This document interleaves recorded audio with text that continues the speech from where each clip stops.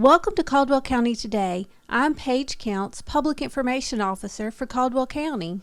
Today, we're at Robin's Nest, and we have with us Shelley Bolin and Kathy Carroll. Welcome, ladies. Welcome. Thank you. We're glad to have you. And you have a fundraiser coming up. I'm going to call it your big fall fundraiser. So tell us what's coming up and how folks can be involved. You want to talk first about it, I'll and be then glad to. Sure. The golf tournament is the board of directors' primary fundraiser for fall. The board sponsors 2 or 3 things. It depends. And then we have other wonderful people that do fundraisers on our behalf, which is great. But this is the board's big fundraiser for fall. And we've been doing it now for 12 years. This will be the 13th. And it has been incredibly successful. We have a lot of interest and participation. yes, one of the coolest things is that each year it seems to get better and better, and the community they're expecting it. You know, they want to be a part of it, and teams want to be a part of it. They can't wait until the Robin's Nest Golf Tournament, and that's a great thing. We love our community. Yes. Where do you hold a golf tournament? It's at Cedar Rock. The golfing teams have approved of that choice for a number of years, and we started at Lenore Golf Club, and due to a variety of combined factors, we wound up at Cedar Rock, and it's just been a really good home for the golf tournament. We're very happy to keep it there annually. And I don't think we've said what day the golf tournament actually is. I think we're keeping that a secret. So what day is it? That is Thursday, 19th. October 19th. I always want to say 16th. It is the 19th. Right. It is October 19th. And is this a captain's choice golf tournament? Yes. It is. Okay. So our golfers out there, I'm really glad I remembered that term. I am not a golfer, so I'm kind of proud of myself. How do folks get involved with the tournament? If they want to be a team, how do they do that? Well, they can contact Robin's Nest at 828-754-6262. They can ask for me, Shelley Bolin. Our executive assistant, Rebecca Dellinger, she can also take that information. You can come by here, or you can see one of our board members or volunteers. They're out and about everywhere, getting teams to sign up or whole sponsorships or any number of things. We even have a trip raffle that we're doing. So if you're interested in that, call up here, see one of our wonderful board members. Okay, tell us about the trip raffle. Okay, so the trip raffle we have, and I cannot remember what those trips are. I didn't pull them up. I can remember all 4. There are always 4 choices for the trip raffle. For the golf tournament, one of them includes a really nice place to play golf, usually. But there are also generic items, like there's a Mexico trip. There's a Fairmont hotel chain trip. You get to pick your place wherever it is you want to go. But there are always excellent choices and excellent values. And we work through a company that allows us to reserve all 4 trips as though they're purchased until the person who wins the raffle chooses their one. And at that point in time, we move them forward, and they have 2 years now, I believe, to actually take the trip. And everyone who's had one of our trips has reported back that it was one of the best things that they've ever experienced. Yes. It's not just a trip. You have a full concierge and extras that are added on, so it's a wonderful time. It sounds like an awesome time. If someone just wants to enter the raffle, how do they do that? How much are tickets? Well, that's a great thing. So, again, they can contact us or one of the board members. You don't have to be present to win, so you can just purchase your tickets. And they are $20 each or 6 for $100. Did I get that right? Correct, and we sell 400 only. So there's a good chance to win. We don't have thousands of tickets there. A maximum of usually 400. I think we went to 420 one time because we were asked to. People wanted them. But basically, there's a good opportunity, and as Shelley said, everybody who purchases it says it's some of the best $20 they've ever spent. Absolutely. It sounds like a good way to spend $20, whether you win or not, because you are helping Robin's Nest. Absolutely. And for our viewers who don't know, I can't imagine we have people in our community now who don't know, but for that one person who may be new, tell us what Robin's Nest is and why it's so important. And that's where I get to come in. Yes. And I love talking about what we do at Robin's Nest. It's such a vitally important resource that our community has and a service that we provide. So what we do is we assist our law enforcement and social services partners in helping children who have made an outcry of abuse. It could be physical, sexual, neglect, other types of maltreatment. We tend to see more of the sexual abuse cases, but we work with them from the very beginning. We work with the families from the very beginning. We give them all types of advocacy services. We will be with them in court if it goes to court. We provide therapeutic services as well. We have 2 therapies that we use. One is trauma-focused cognitive behavioral therapy, and the other one is eye movement desensitization and reprocessing. They are both best practices for treating children with trauma. And none of our services are ever, the family is never charged. They're provided free of charge. And we have 10 accreditation standards that we have to meet, so it's not just me doing it or Kathy doing it.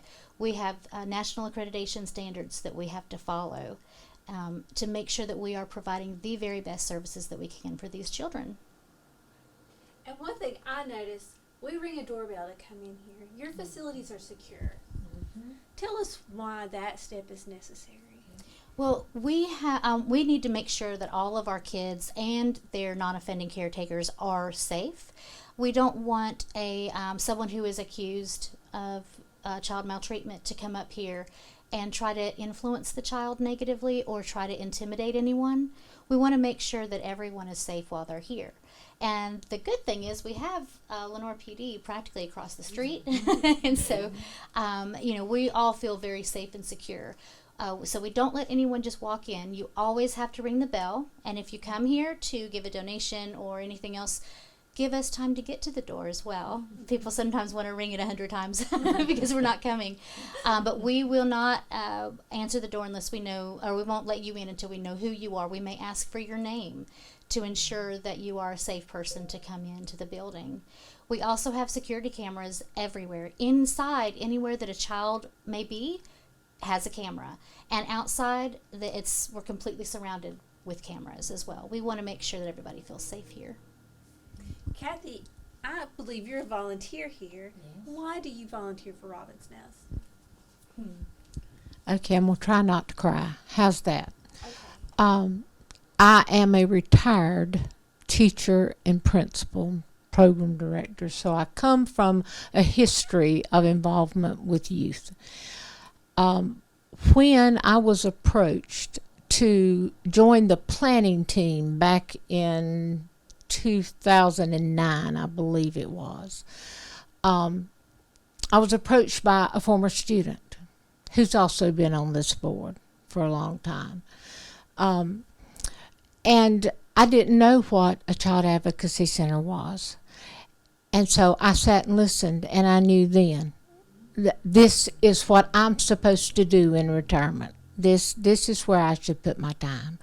So having seen the abuse, heard the abuse from kids, they tell you almost anything. Knowing that it was there, we try to deny it because it's just something we don't want to face. But it's true. It's real. And we have 250, 300 cases that come through here a year.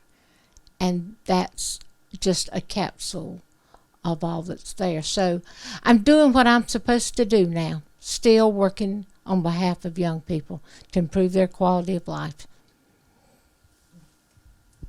I don't think I could say any better than that. Working on behalf of young people, and that's really what you're doing. And you said 250 or 300 cases a year, and that's Caldwell County? Yes, Yes, Caldwell County alone. We only serve Caldwell County. Yes. So that really puts it in perspective Yes. when you think, and those are the cases we know about. Yes. If someone, if a child is being abused or you know of someone, how do you get involved? I mean, what is that step? I'm really glad you asked that. So the first thing that I want all of our viewers to know is that everyone, if you are 18 years or older and you suspect child abuse, you are a mandated reporter. You must report. And you typically report to social services, but you can also report to law enforcement. Once that report is made, it's assigned to an investigator. That investigator sends a referral to us because we are a team. So once the referral comes to us, we set the appointment. We do forensic interviews, child medical evaluations, and advocacy on that day. We have the investigators present, and we make decisions about what the next step will be for this family and this child and the case.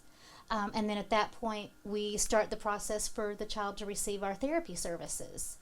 And then from that point on, we are working as a team, everyone involved. That also includes the school system. It may include the Department of Juvenile Justice. It may include guardian ad litem. But we all get together every month and we go over all of our cases to make sure that we're doing the best work that we can while keeping the child and the family at the center of everything that we do. We want to make sure that we are not impacting them just as negatively as the abuser did. We want to make sure that we're giving them everything that we can to help them be receive that hope and healing that is so vital. How long do you follow the child? Well, that could be up to 3 years. In fact, sometimes it's even longer than that. That case will be open with us until it's completely adjudicated. Or the child has gone through their therapy services till all services are completed, whatever that means. But we also have kids who have been here and then say they turn 19, they're going out on their own, and suddenly they're triggered again. Something has caused that trauma to resurface. They can call us and we will see them again.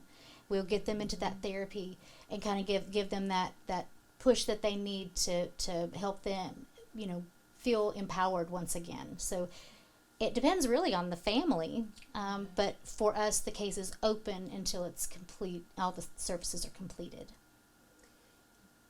We've talked a lot about the services you provide to the children, to families. What about community education? Can you talk about that role? I am very excited to talk about that because what is now, it's just started.